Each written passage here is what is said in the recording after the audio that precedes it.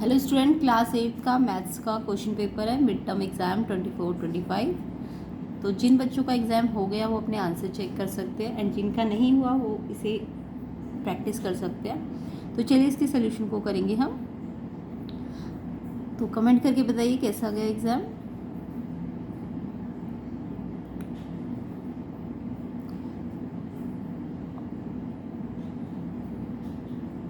तो सबसे पहले हम इसके सेक्शन ए के क्वेश्चंस को देखेंगे।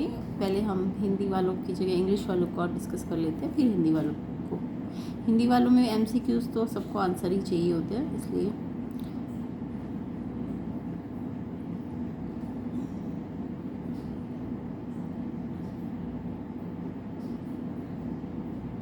तो इनके आंसर्स आप मैच कर लेना इंग्लिश वालों के साथ।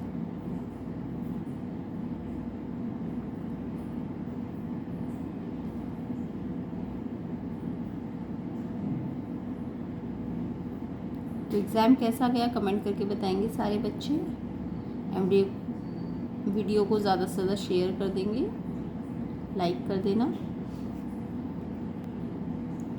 तो चलिए इसके सेक्शन ए के क्वेश्चंस को देख लेते हैं। सेक्शन ए का फर्स्ट क्वेश्चन है वैल्यू ऑफ -1 की पावर 235। तो -1 की पावर 235 का आपको वैल्यू फाइंड करना है। तो यहाँ पे देखो -1 पे कितनी पावर है, 235, बहुत बड़ी पावर है। तो -1 को अगर 2 पावर होती, 3 पावर होती तो आप -1 को 2 या 3 बार एक्सपेंड कर देते हैं ना।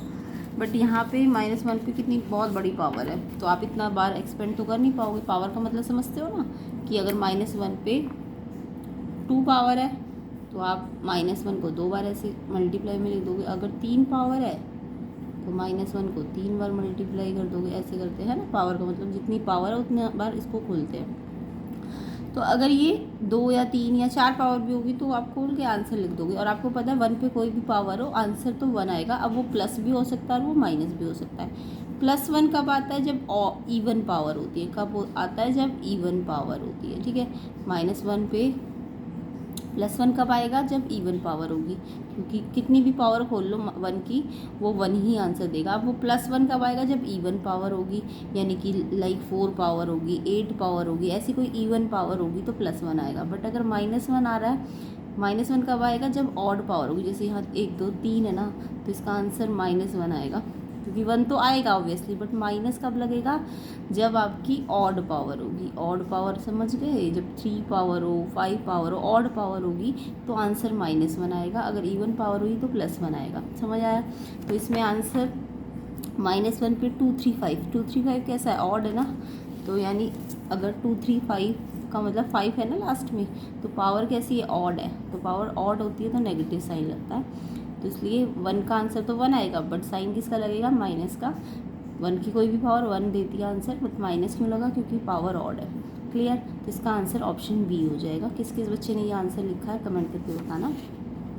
नेक्स्ट क्वेश्चन देखेंगे, the shortest distance between 2 point P and Q.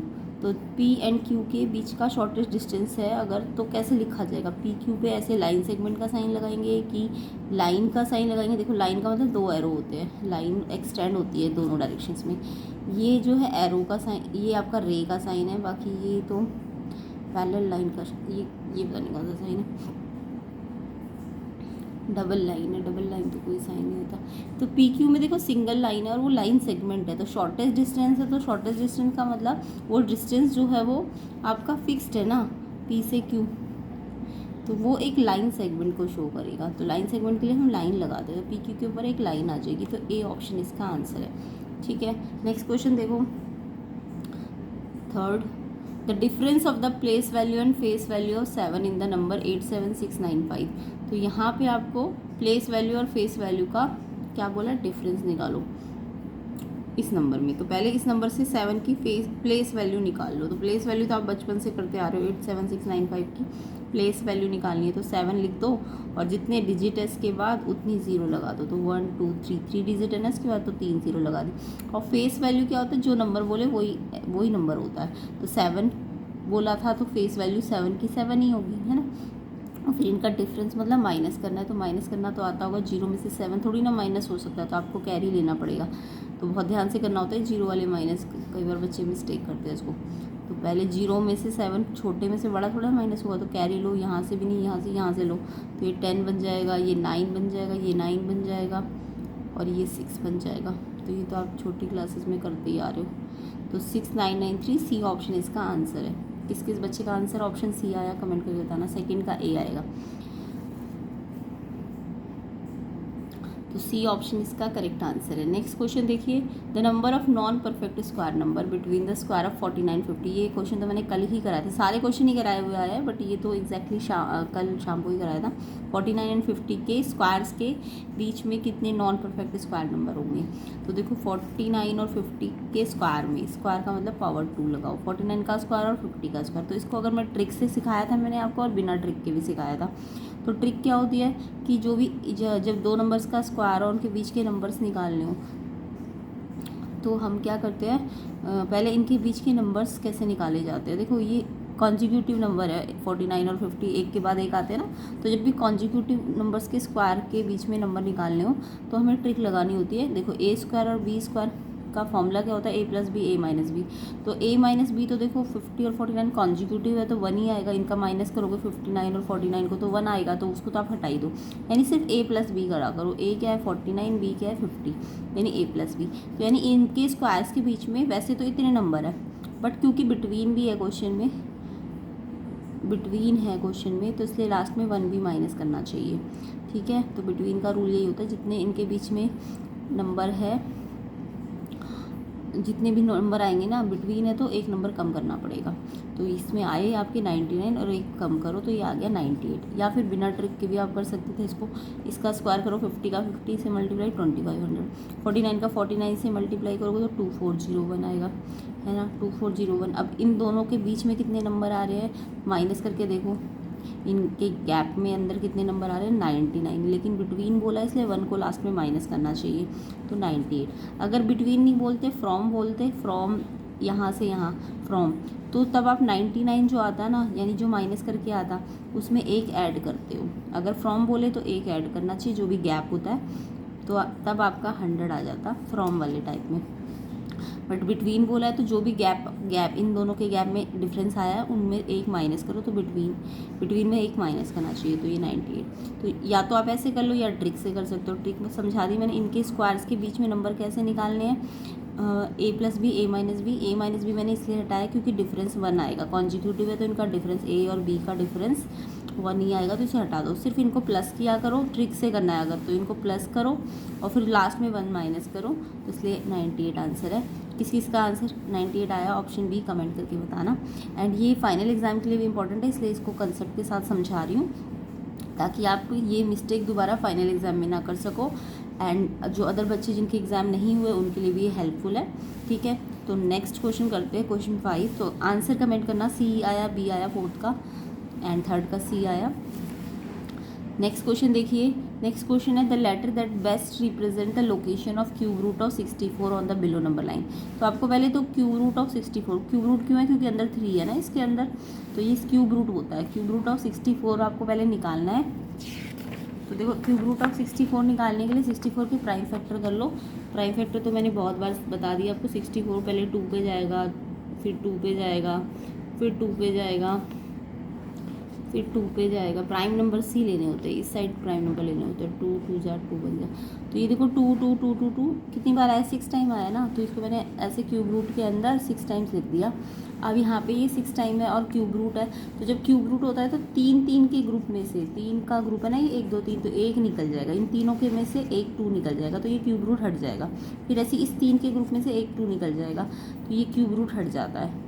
ऐसे ही अगर यहाँ स्क्वायर रूट होता यानी 3 नहीं होता तो ये स्क्वायर रूट होता, तो 2 2 के जोड़े बनते। ये 1 2 यहाँ से निकलता, 1 2 यहाँ से निकलता, 1 2 यहाँ से निकलता, तब 3 2 2 2 2 निकलता। अगर स्क्वायर रूट होता ना तो 2 × 2 × 2, तब ये 8 आता आंसर, है ना। अभी फिलहाल तो क्यूब रूट है तो ये 4 आ गया। तो 4 आपको देख लो नंबर लाइन में कहाँ दिख रहा है, 4 कौन सा पॉइंट है, ए वाला तो 1 है, बी वाला 4 है ना, तो बी आंसर आएगा क्योंकि इसका क्यूब रूट निकाला 4 आया, तो बी पॉइंट है ना वो, तो बी पॉइंट कहाँ है, बी ऑप्शन में है। तो यानी ऑप्शन बी 5th का आंसर है। 5th का आपका आंसर क्या होगा, ऑप्शन बी। तो नेक्स्ट क्वेश्चन देखो, नेक्स्ट क्वेश्चन है 12 added to 5 times a whole number gives 82, the whole number is. ऐसे टाइप के क्वेश्चन मैंने कल ही कराए बहुत सारे, और क्यूब रूट वाले भी सिखाए थे आपको। तो 12 क्या करना है, ऐड करना है 5 times a whole number. Whole number जो 0 से बड़े होते हैं ना, 0 1 2 3 4 5, ये क्या होते हैं, होल नंबर्स होते हैं। तो होल नंबर को x मान लो और उसका 5 टाइम्स कर दो, फिर उसमें ऐड करना है 12, ठीक है। तो पहले होल नंबर को मैंने x माना, उसका 5 टाइम मतलब 5x हो जाएगा। 5 टाइम्स का मतलब मल्टीप्लाई, और 5 इंटू एक्स में हम डॉट लगा के या फिर बिना डॉट के भी, इसका मतलब 5 टाइम्स ऑफ x होता है, ठीक है। तो 5x, उसमें मैंने 12 ऐड किया, और फिर गिव्स हो या गेट हो तो आपको इक्वल का साइन लगाना होता है 82। अब यहाँ से x के लिए सॉल्व कर लो, इक्वेशन सॉल्व करनी तो आती होगी सबको। ये x वाली टर्म है, ये नंबर है, तो नंबर को नंबर के पास भेजो, तो लेफ्ट से ये राइट साइड लगाएगा जब नंबर, तो इसका साइन चेंज होगा। प्लस है तो माइनस हो जाएगा, और माइनस होता तो प्लस हो जाता, ठीक है। और मल्टीप्लाई होगा तो डिवाइड होगा। तो ये मैंने सिखा रखा है, प्लस है तो माइनस, जब साइड चेंज होगी माइनस से प्लस हो जाएगा, मल्टीप्लाई है तो डिवाइड हो जाएगा, और डिवाइड है तो मल्टीप्लाई हो जाएगा, ठीक है। तो ये प्लस है तो यहाँ माइनस हो गया। अब नंबर प्लस माइनस क्या करूँ, प्लस माइनस माइनस, और फिर जो भी नंबर बड़ा है इनमें से, ये बड़ा है तो प्लस का साइन, है ना, ऐसे बोलना होता है, प्लस माइनस माइनस साइन बड़े नंबर का, तो ये बड़ा नंबर है तो इसलिए इसका प्लस का साइन लगेगा।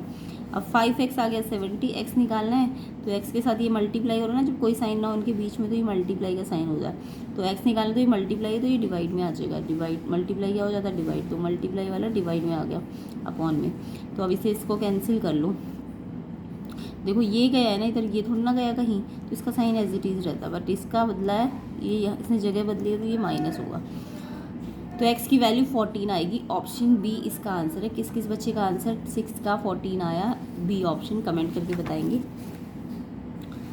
तो 14 आएगा इसका आंसर। चलिए नेक्स्ट क्वेश्चन देखते हैं। नेक्स्ट क्वेश्चन है आपका, which of the following side form a right angle triangle. तो राइट एंगल ट्राइंगल के लिए कौन सी साइड्स पॉसिबल है। तो देखो राइट एंगल में पाइथागोरस थ्योरम लगती है, सबको पता है, कोई भी राइट एंगल ट्राइंगल है, राइट एंगल मतलब जिसका एक एंगल 90 हो, तो वहाँ पे पाइथागोरन ट्रिपलेट होनी चाहिए। तो पाइथागोरन ट्रिपलेट क्या होती है, जो सबसे बड़ा नंबर होता है उसका स्क्वायर।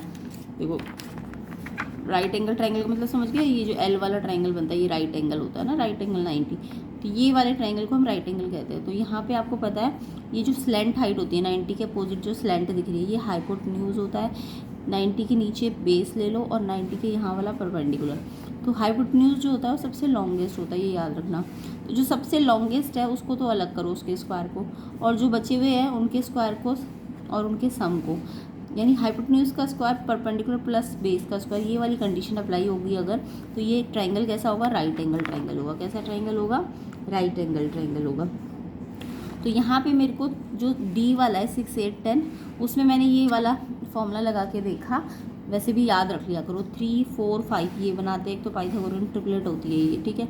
ऐसे 6 8 10 ये भी पाइथागोरन ट्रिपलेट होती है, तो ये आपको याद भी रखनी है। तो देखो 10 का स्क्वायर, 10 सबसे बड़ा है ना, सबसे बड़ी साइड का स्क्वायर करो, कितना आया 100, और फिर इन दो का स्क्वायर भी करो, 6 का स्क्वायर 6 6 जा 36, 8 का स्क्वायर मतलब 8 8 जा, स्क्वायर का मतलब 8 को 8 से मल्टीप्लाई, 6 को 6 से मल्टीप्लाई, तो 36 और 64। अब देखो ये 36 64 ये भी 100 है और ये भी 100 है, तो यानी ये वाला सबसे लंबी साइड का स्क्वायर बाकी बची हुई साइड्स के स्क्वायर के इक्वल आ रहा है ना, तो ये वाली कंडीशन अगर अप्लाई हो रही है तो इट मीन्स ये क्या है, एक राइट एंगल ट्राइंगल है। तो डी ऑप्शन में ये वाली कंडीशन लग रही है, बाकियों में नहीं लग रही है। तो आप करके भी देख सकते थे, बट ये याद भी रखा करो, 6 8 10 जो होता है ये पाइथागोरन ट्रिपलेट होती है, जो कि एक राइट एंगल ट्राइंगल में बनती है। नेक्स्ट क्वेश्चन, तो डी ऑप्शन है इसका आंसर। 8th क्वेश्चन है, which of the following is a linear equation in one variable. कौन सी लीनियर इक्वेशन है एक वेरिएबल में। तो एक वेरिएबल का मतलब दो एक्स ही होना चाहिए या सिर्फ वाई होना चाहिए, या तो एक्स हो या वाई हो, और लीनियर का मतलब पावर 1 होनी चाहिए। लीनियर का मतलब क्या होता है, पावर 1 होनी चाहिए, और इक्वेशन का मतलब लेफ्ट साइड भी होनी चाहिए और राइट साइड भी।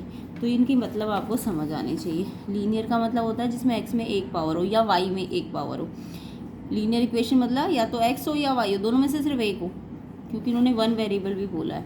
तो वन वेरिएबल मतलब या तो एक्स हो या वाई हो। तो और लीनियर कब होगा, जब उसमें पावर 1 होगी। पावर 1 को शो करने की ज़रूरत नहीं होती, एक्स होता है ना तो उसका मतलब 1 पावर होती है। इक्वेशन का मतलब जहाँ पे लेफ्ट और राइट दोनों हो, लेफ्ट और राइट साइड।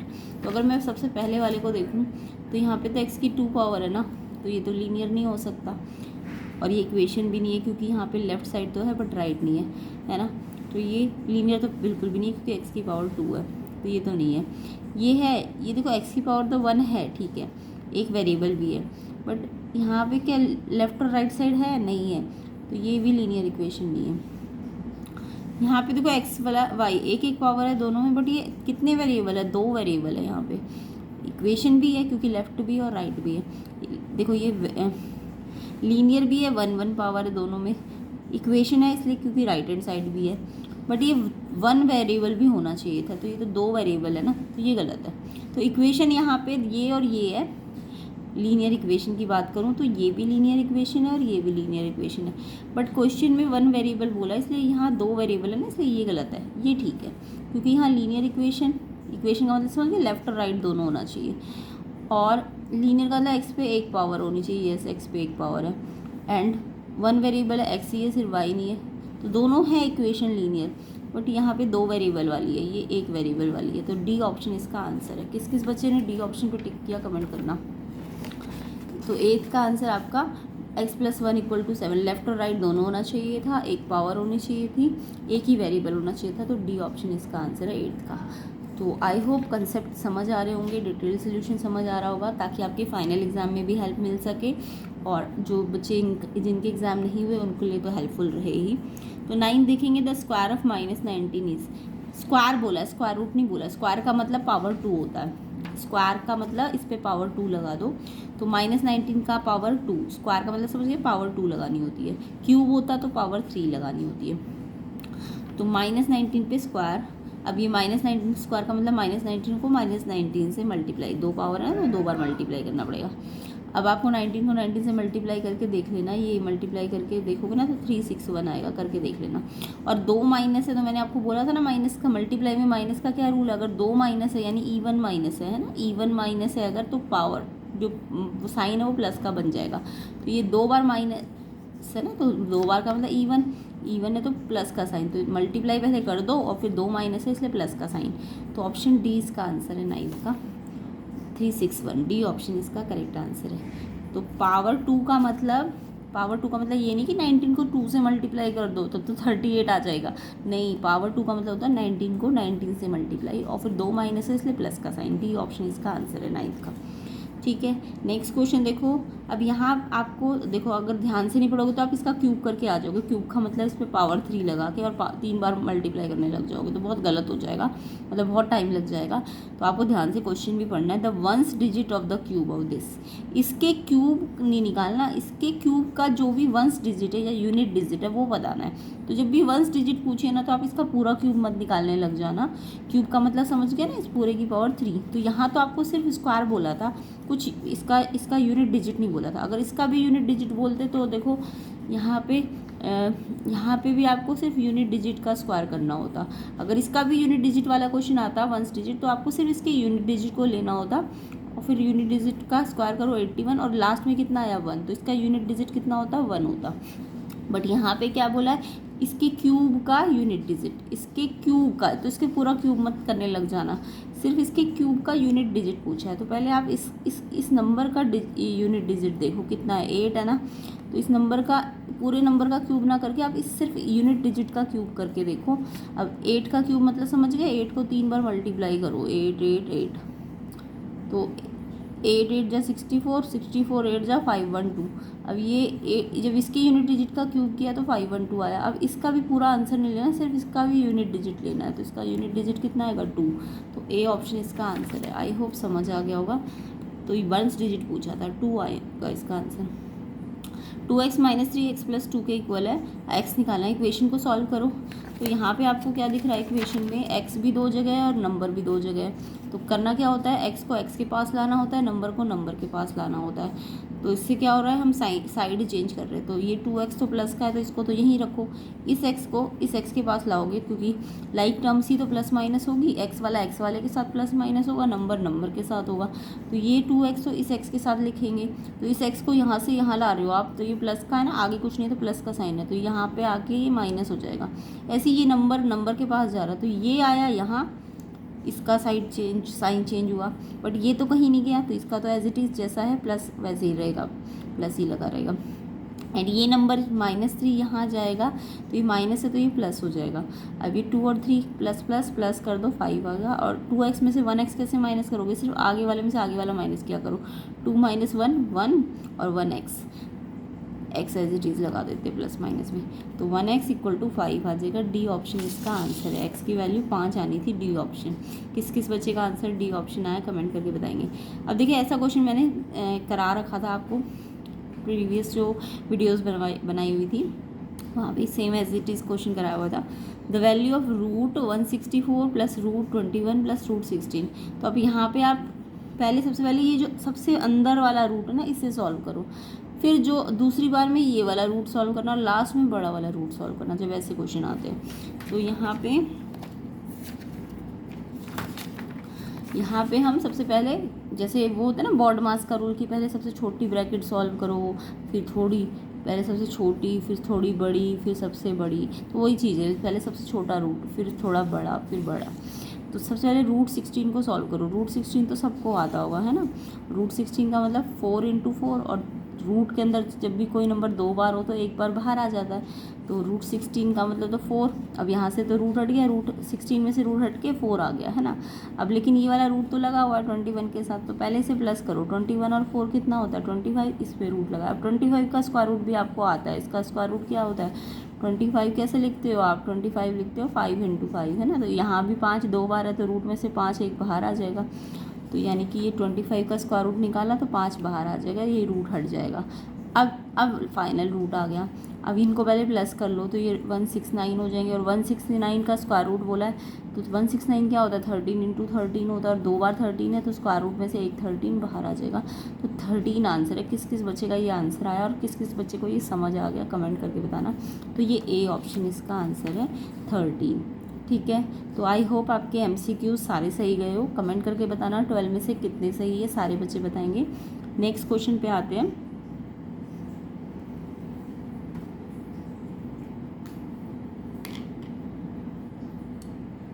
तो जल्दी से हिंदी मीडियम वालों का भी डिस्कस कर लेते हैं। -1 2 3 5 का वैल्यू आपको पूछी थी, तो पावर ऑड है ना, तो -1 आएगा, बी ऑप्शन है आंसर।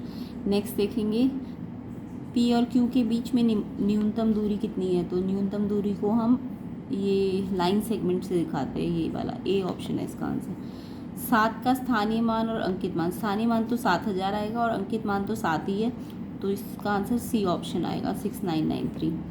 नेक्स्ट क्वेश्चन 49 और 50 के वर्गों के बीच में जो संख्या पूर्ण है उनकी संख्या, तो ये आएगी आपकी 98, बी ऑप्शन है इसका आंसर, बी ऑप्शन है ना answer. Next question cube root निकालना था 64 का, तो क्यूब रूट ऑफ 64 4 आएगा, 4 बी पॉइंट है, तो बी आंसर है इसका। नेक्स्ट क्वेश्चन देखिए, एक पूर्ण संख्या के 5 गुना में 12 जोड़ने पर 82 मिला, तो पूर्ण संख्या कितनी आएगी। तो इसका आंसर आएगा आपका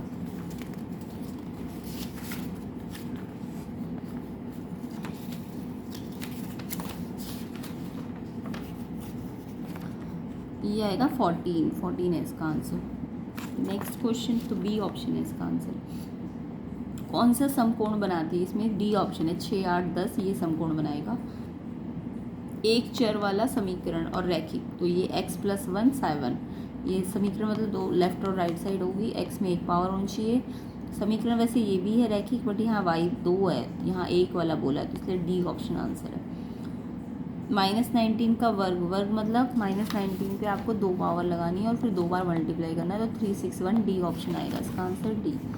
88 के घन का इकाई अंक, तो पहले पूरे का इकाई अंक, घन मतलब 3 पावर, बट इसका पूरा 3 बार खोलने की ज़रूरत नहीं है, सिर्फ इसके ये जो इकाई अंक है 8 उसको 3 बार खोलो, 512, उसमें लास्ट में 2 है, तो 2 आंसर है, ए ऑप्शन आंसर है, इसका आंसर 2 है।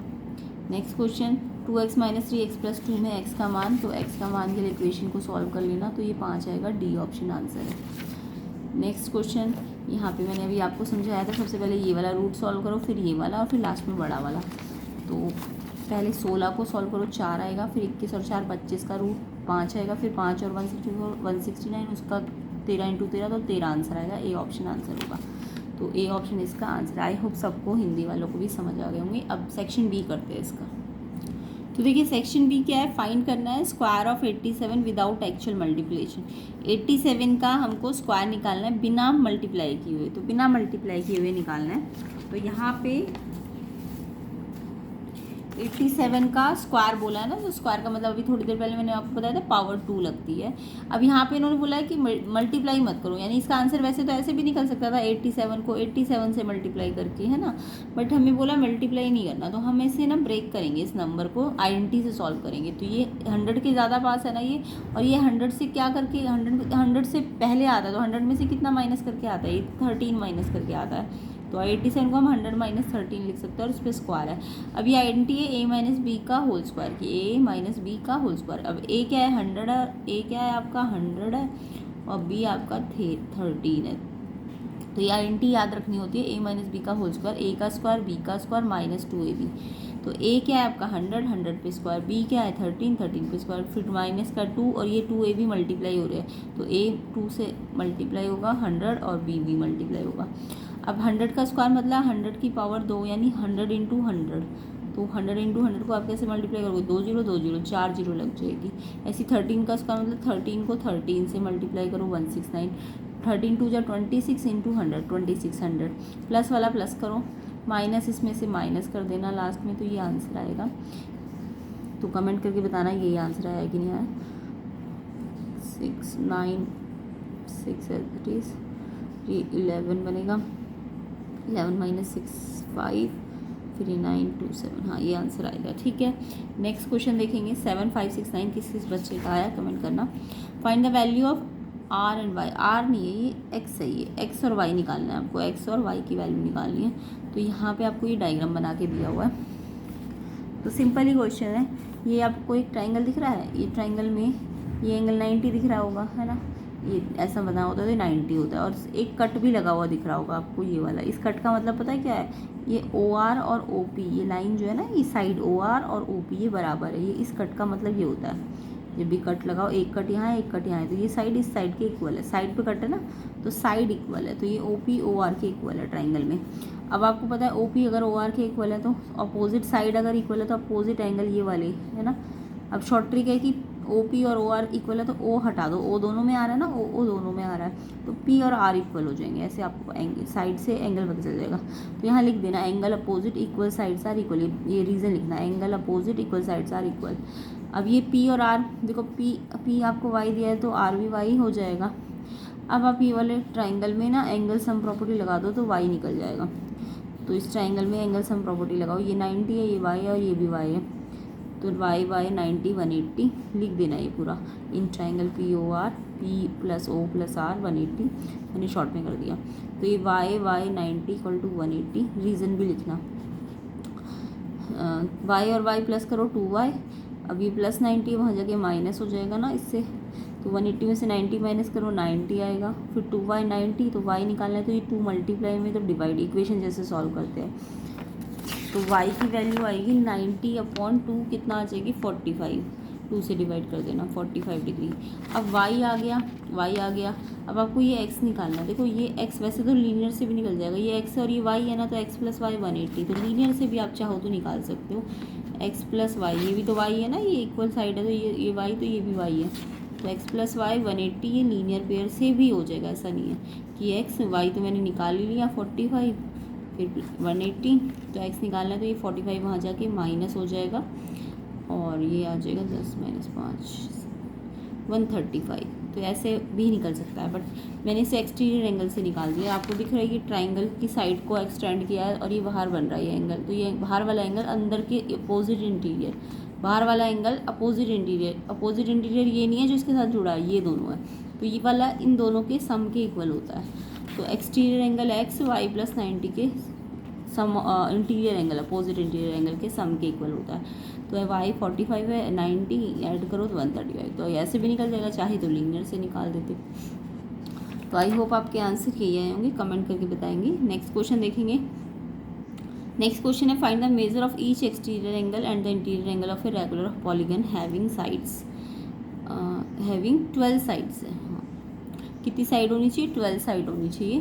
तो आपको हर एक ईच एक्सटीरियर एंगल भी निकालना है और इंटीरियर एंगल भी निकालना है, ईच इंटीरियर एंगल। अगर कोई पॉलीगन के पास 12 साइड है तो देखो यहाँ पे आपको अगर कोई भी exterior angle, each exterior angle निकालना हो तो आपको पता है सम ऑफ ये फॉर्मूला हर जगह रखते हैं। जब भी हमें ईच निकालना हो ना तो टोटल सम, एक्सटीरियर बोला तो टोटल एक्सटीरियर का सम लेना है और n नंबर ऑफ साइड से डिवाइड करना है। तो एक्सटीरियर का एंगल ना, एक्सटीरियर एंगल सम हमेशा 360 रहता है, वो तो फिक्स है। एक्सटीरियर एंगल सम हमेशा 360 होता है, चाहे कितनी भी साइड हो, एक्सटीरियर एंगल 360 होता है। और n कितने, 12, तो 12 से डिवाइड करो तो ईच एक्सटीरियर 30 आ जाएगा।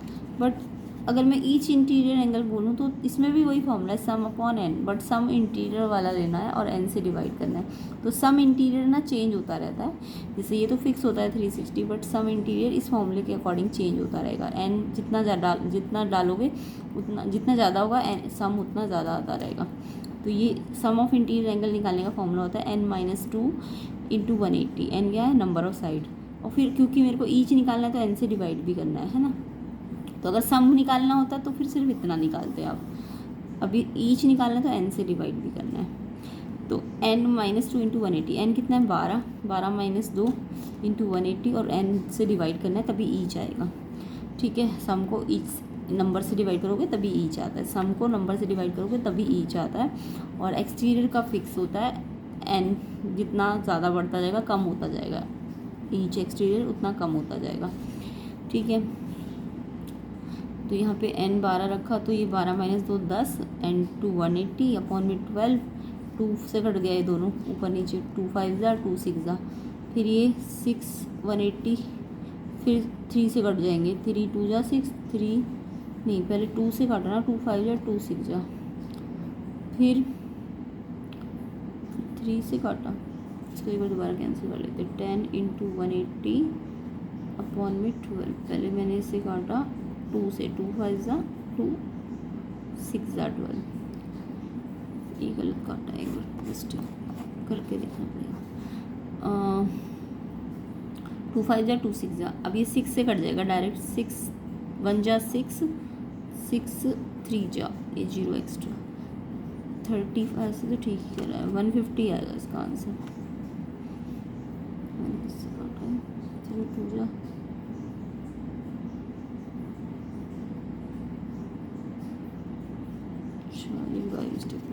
ठीक है, पहले तो 2 से काटो, 2 5 जा 2 6 जा, फिर 6 से काटो, 6 1 जा 6 3 जा 30 और 35 जा 150, तो 150 आएगा आंसर। ठीक है, तो ऐसे करके आपको ये फॉर्मूला याद रखा करो कैसे करना है। नेक्स्ट क्वेश्चन देखेंगे। नेक्स्ट क्वेश्चन है question number 5, simplify and express in exponential form. तो इसको आपको पहले सिंप्लीफाई करना है और फिर एक्सप्रेस करना है। पहले आप ये वाली ब्रैकेट सॉल्व करो, लास्ट में बाहर को करना सॉल्व। तो यहाँ पे आपको दिख रहा है, पहले सबसे छोटी ब्रैकेट देखो, 5 पे 2 भी पावर और 3 भी है, तो एक्सपोनेंट के रूल क्या कहते हैं, 5 पे 2 पावर है ना ऊपर सामने सामने, तो ये दोनों पावर मल्टीप्लाई हो जाएगी, सामने सामने पावर हो तो मल्टीप्लाई होगी, 2 3 जा 6। अब ये 5 की 6 है और ये 5 की 4 है। अब एक्सपोनेंट का रूल लगाओ, देखो बेस सेम है, यानी x अगर सेम है और मल्टीप्लाई है तो ये पावर a है, ये पावर b है, तो एक्सपोनेंट का रूल कहता है कि x को तो एक बार लिखो, जो सेम बेस है उसे एक बार लिखो, और जो पावर है उसे प्लस कर दो, मल्टीप्लाई हो तो अगर, तो ये दोनों बार सेम बेस है ना तो एक बार लिख दो और इन पावर्स को मल्टीप्लाई के कारण प्लस कर दो, तो 5 की पावर 10 आ गई। अब ये ब्रैकेट हट गई। अब डिवाइड में बाहर क्या है, 5 7। अब देखो फिर से एक्सपोनेंट का रूल लगाओ, एक्सपोनेंट का रूल कहता है अगर बेस सेम हो और डिवाइड हो तो पावर क्या हो जाती है, माइनस हो जाती है। तो एक बार बेस को लिख दो 5, बेस सेम है ना तो एक ही बार लिखो और फिर पावर को माइनस कर दो, तो 5 में 10 - 7 करोगे 3 आएगा, 5 की बार 3 का मतलब 5 5 5, 3 बार मल्टीप्लाई करना पड़ेगा, 5 5 5 है 25 है, जब 125 इसका आंसर आएगा। तो इस तरीके से ये सॉल्व हो जाएगा। 125 आंसर किस किस का आया। फिर इन्होंने एक्सपोनेंशियल फॉर्म भी बोला था, यानी कि आपको आंसर 125 को 5 की पावर 3 में ऐसे छोड़ना था। ठीक है, next question number 6, solve for y. ये इक्वेशन गिवन है, आपको वाई के लिए सॉल्व करना है। जब सॉल्व भी बोले तो भी मतलब वाई निकालना होता है, अगर ना भी बोलते ना वाई तो सॉल्व बोलते तो वाई को निकालना होता है, या सॉल्व बोले तो यहाँ पे एक्स को निकालना होगा। तो सिंपल सा इक्वेशन को कैसे सॉल्व करते हैं, देखो ये फ्रैक्शन वाली इक्वेशन है ना, जब भी फ्रैक्शन वाली इक्वेशन हो, अगर पूरा होल फ्रैक्शन ना और होल मतलब पूरा पूरा डिवाइड का साइन ना लगाओ, पूरा ना लगाओ तो आपको एलसीएम लेना पड़ेगा। हाँ, अगर पूरा यहाँ भी पूरा लगाओ और यहाँ भी पूरा लगाओ तब तो एलसीएम लेने की ज़रूरत नहीं होती, क्रॉस मल्टीप्लाई करना होता है। अभी यहाँ पे देखो पूरा ऐसे अपॉन में थोड़ी ना बना हुआ है, ये अलग अलग पे है, और जिसके नीचे कुछ ना लगाओ तो 1 लगा दिया करो, इसके नीचे भी आप चाहो तो 1 लगा दो। तो जब भी फ्रैक्शंस दिखे ना तो और पूरे पूरे अपॉन ना लगाओ, तो आपको पहले इनका एलसीएम लेना है। तो 1 और 2 का एलसीएम ले लो, 2 आया। अब 1 और 2 अगर दोनों अलग अलग टेबल पे आते हैं तो ये तो यहाँ मल्टीप्लाई कर दो और ये यहाँ कर दो, 2 5 जा 10y, 1 7 जा 7। तो ऐसे फ्रैक्शंस को प्लस माइनस करना चाहिए। ऐसे ही 2 और 1 का एलसीएम लो, 2 आ गया।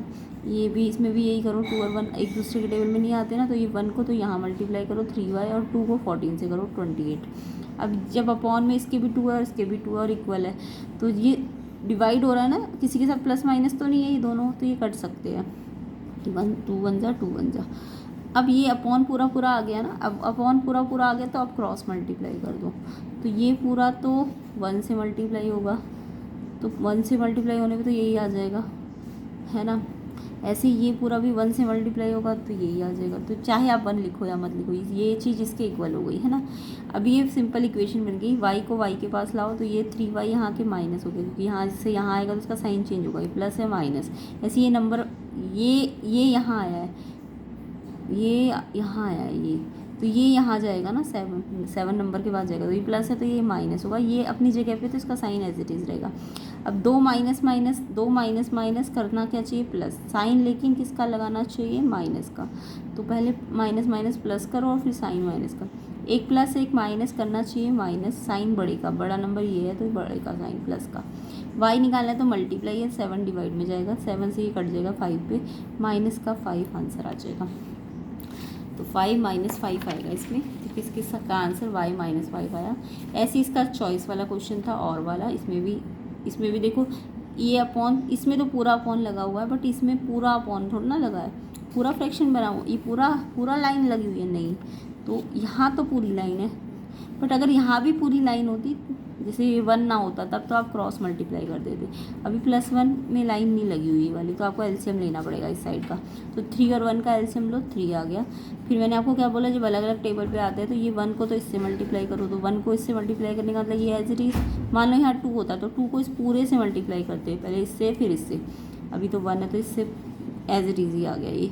फिर 3 1 जा 3, प्लस का साइन, x माइनस 3/6। अब देखो मैंने क्या कहा है, जब अपॉन में ये दोनों कट सकते हैं, अगर सिंगल नंबर हो और कट सकते हो तो काट दो, 3 1 जा 3 2 जा। अब क्या करो, अब पूरा अपॉन आ गया ना तो क्रॉस मल्टीप्लाई करो, तो इस पूरे को 2 से मल्टीप्लाई, वही चीज़ ये क्या है 6x 3 1, और 6x तो सिंगल है, नंबर के साथ प्लस हो सकता है ना, x के साथ नंबर प्लस नहीं होता, बट नंबर के बाद साथ प्लस हो सकता है। 3 और 1 4 है ये, एंड ये 6x है, 6x + 4 को इस 2 से मल्टीप्लाई करो, तो 2 को ना ब्रैकेट में लगाना है ऐसे, ये 2 इस पूरे से हो रहा है तो इसलिए ब्रैकेट लगा देना। एंड 1 से ये पूरा हो रहा है तो 1 से तो ये पूरा, यानी ये एज इट इज़ आ जाएगा। क्रॉस मल्टीप्लाई में ये वाला इससे तो इधर लिख दो और ये वाला इससे तो इधर लिख दो। अब 2 इस पूरे से हो रहा है तो यानी 2 पहले 6 से होगा, तो 2 6 जा 12x हो जाएगा, और फिर 2 4 जा 8 हो जाएगा। दोनों प्लस प्लस है तो प्लस, प्लस प्लस है तो प्लस, अगर एक प्लस माइनस होता तो माइनस लग जाता, ये एज इट इज़। अब ये x है और ये भी x, तो ये इस x को यहाँ लाओ तो ये प्लस है तो ये माइनस हो गया, एंड ये नंबर ये अगर यहाँ आया तो ये तो यहीं रहेगा, तो इसका साइन तो एज इट इज़ जैसा है वैसा ही रहेगा। ये नंबर वहाँ जाएगा तो ये प्लस है तो ये माइनस हो जाएगा। माइनस माइनस अभी बताया ना, प्लस करते हैं तो माइनस माइनस प्लस करते हैं, साइन माइनस का लगाते हैं, तो पहले प्लस कर दो और फिर दोनों में माइनस का साइन, इसलिए माइनस लगा दो। ये 12 में से 1, ये 1 है आगे, 12 में से 1 माइनस करो तो 11x आएगा, और जो बड़ा है उसका साइन लग जाएगा। x निकालना है तो ये मल्टीप्लाई है, ये वाला नंबर मल्टीप्लाई है तो ये वाला नंबर डिवाइड में जाएगा, ये जो है ये तो अपनी जगह पे रहेगा, ये वाला नंबर डिवाइड में जाएगा। 11 से 11 कट गया 1, तो x आ गया -1। किस बच्चे का आंसर -1 आया, कमेंट करेंगे कि आपका आंसर इसमें -11 आया और ऊपर वाले में -5 आया। तो इससे इस क्वेश्चन को करना था। एक ये वाला क्वेश्चन और करते हैं। सेक्शन सी डी को हम नेक्स्ट पार्ट में कवर करेंगे। वीडियो को ज़्यादा से ज़्यादा शेयर करना, ज़्यादा से ज़्यादा लाइक करना, कम से कम 1000 लाइक मिलनी चाहिए। सेक्शन सी डी आपको उसके नेक्स्ट पार्ट में मिलेगा। 7th question, on seeing the number 1 to 8 Sunita says that it is a perfect cube number but her friend Kavita disagree with her, who is correct among Sunita and Kavita. तो इसकी ना मैं ये question detail solution करा रही हूँ कंसेप्ट के साथ, ताकि आप जिनके एग्ज़ाम नहीं उनके लिए भी हेल्पफुल रहे और फाइनल एग्ज़ाम भी अभी होने हैं, तो आपके कंसेप्ट क्लियर हो जाए। इससे और ज़्यादा कंसेप्ट क्लियर करने हैं तो प्लेलिस्ट का लिंक मैंने डिस्क्रिप्शन में डाला हुआ है, उसको ज़रूर चेक करना। 3 to 4 क्वेश्चन पेपर्स कर लेना, आपके सारे कंसेप्ट क्लियर हो जाएंगे। चाहे भले ही क्वेश्चन पेपर में वैल्यूज़ चेंज होके आ जाए, कुछ भी हो, कैसा भी क्वेश्चन आए आप अटेम्प्ट कर लेंगे। तो इसलिए प्लेलिस्ट सेक्शन को ज़रूर चेक करना। इसका लिंक मैं डिस्क्रिप्शन में डालूंगी और इसके नेक्स्ट पार्ट का लिंक भी डिस्क्रिप्शन में डल जाएगा। चलिए 7th क्वेश्चन पे आते हैं। On seeing the number 1 to 8, तो परफेक्ट क्यूब है। सुनीता कह रही है ये परफेक्ट क्यूब है, जबकि उसकी जो फ्रेंड है कविता वो कह रही है नहीं ऐसा नहीं है। तो देखो कौन करेक्ट है। तो जब भी कोई परफेक्ट क्यूब नंबर होता है तो उसका मतलब होता है कि वो नंबर के अगर मैं प्राइम फैक्टर करूँ ना, तो पहले हमें प्राइम फैक्टर करने होते हैं। तो देखो 1 to 8 के हमने क्या करे, प्राइम फैक्टर करे। ये 2 पे जाएगा 64, फिर 2 पे जाएगा, फिर 2 पे जाएगा, ऐसे प्राइम फैक्टर करने तो आते ही होंगे। अब ये 1 to 8 की प्राइम फैक्टर आए मेरे पास। देखो 2 कितनी बार आया, 1 2 3 4 5 6 7 बार आया, तो 7 बार आया। तो क्यूब रूट कब होता परफेक्ट, जब ये 3 3 के ग्रुप में होते। तो ये वाला 2 तो 3 के ग्रुप में है, ये वाला 2 भी 3 के ग्रुप में, बट ये वाला 2 तो 3 के ग्रुप में नहीं है। इसमें तो एक ही 2 है, 2 और 2 होने चाहिए थे, तभी ये पूरा परफेक्ट क्यूब बन पाता पूरा नंबर। तो हम बोलेंगे ये वाला जो 2 है ना, ये ट्रिपलेट में नहीं है। ट्रिपलेट मतलब 3 का ग्रुप नहीं है इसका, है ना। तो अगर ये 2, ये वाला लास्ट वाला 2 ट्रिपलेट में नहीं है, इसलिए ये 1 to 8 ना, अगर ये सारे ट्रिपलेट होते तो ये 1 to 8 परफेक्ट क्यूब होता। बट यहाँ पे 2 की ट्रिपलेट नहीं है, इसलिए 1 to 8 एक परफेक्ट क्यूब नहीं है। अगर मेरे को इसे परफेक्ट क्यूब बनाना, वैसे इन्होंने पूछा नहीं बट फिर भी मैंने थोड़ा एक्स्ट्रा बता दिया कि अगर मेरे को इसे परफेक्ट क्यूब बनाना होता तो एक 2 है, अगर मैं 2 2 और ले आऊँ किसी तरीके से तो ये भी ट्रिपलेट बन जाएगी ना। तो 2 2 और मल्टीप्लाई कर दो ना, तो अगर मैं मल्टीप्लाई कर दूँ 2 into 2 यानी 4 से, तो ये जो नंबर है ना, ये नंबर 4 से अगर मल्टीप्लाई कर दिया जाए तो ये परफेक्ट क्यूब बन सकता है। तो यानी कि ये परफेक्ट क्यूब नहीं है क्योंकि 2 की ट्रिपलेट नहीं है, इसलिए कविता करेक्ट है और सुनीता क्या है, इनकरेक्ट है, क्योंकि वो बोल रही थी परफेक्ट क्यूब है जबकि कविता कह रही थी नहीं। तो कौन करेक्ट है, कविता करेक्ट है, ठीक है। और कविता करेक्ट है, इसका मैंने रीज़न ये दे दिया कि 2 की ट्रिपलेट नहीं है, ठीक है, समझ आ गया। और एक्स्ट्रा मैंने बता दिया कि अगर इसे परफेक्ट क्यूब बनाना है तो 4 से मल्टीप्लाई करना पड़ेगा। और अगर बोले डिवाइड किससे करना पड़ेगा, तो जो एक्स्ट्रा है ना, 2 अगर एक्स्ट्रा है तो अगर इसी को मैं हटा देती तो ये परफेक्ट क्यूब बन जाता, तो 2 से डिवाइड करना पड़ता। तो जितने एक्स्ट्रा 2 है उतने से डिवाइड करो। 2 एक ही 2 तो एक्स्ट्रा है, तो एक 2 से डिवाइड करो। बट परफेक्ट क्यूब बनाना है तो 2 कितने लाओ कि ये क्यूब बन जाए, तो ये 2 2 लाने पड़ेंगे ना। तो मल्टीप्लाई तो 4 से करना है, बट डिवाइड एक ही 2 से करना है क्योंकि इसको हटाना होता है, ठीक है। नेक्स्ट में हम इसके सेक्शन सी और DE को कंप्लीट करेंगे। सेक्शन सी DE ये सारे क्वेश्चंस हम कंप्लीट कर लेंगे नेक्स्ट पार्ट में। तो वीडियो को ज़्यादा से ज़्यादा शेयर कर देना, लाइक कर देना। ये सारे क्वेश्चंस हम नेक्स्ट पार्ट में कवर करेंगे। तो प्लेलिस्ट का लिंक भी मैंने डिस्क्रिप्शन में डाला हुआ है, उसे भी ज़रूर चेक